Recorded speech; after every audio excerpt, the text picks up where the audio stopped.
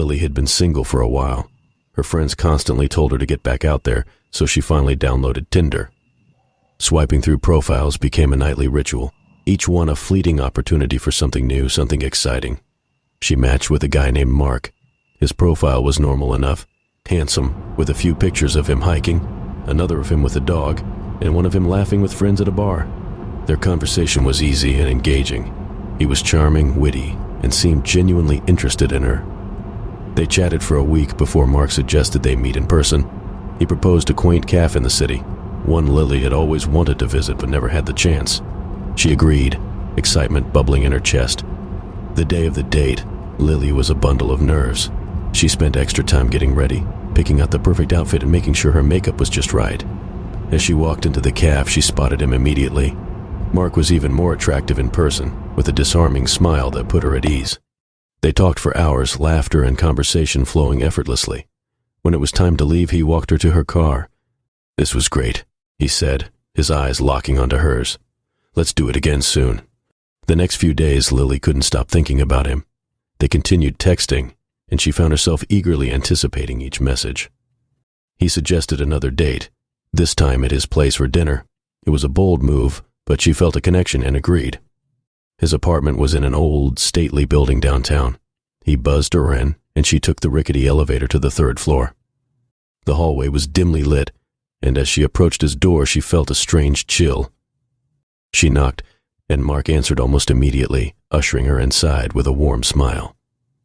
The apartment was cozy but sparsely decorated with just the essentials. "I hope you're hungry," he said, leading her to the dining area where a table was set with candles and a delicious-looking meal.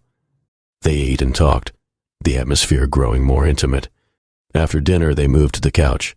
Mark poured them each a glass of wine. "I'm glad we met, Lily," he said, his voice soft. She felt a warmth in her chest, but also a slight unease she couldn't quite place.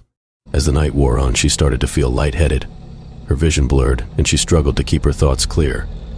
"I don't feel so good," she mumbled, trying to stand but finding her legs unsteady.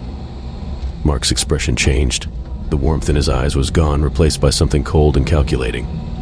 "You're going to be fine," he said, but his tone was devoid of comfort. Panic set in as Lily realized something was very wrong. She stumbled towards the door, but Mark was faster. He caught her, his grip like a vice. "You should sit down," he said, guiding her back to the couch.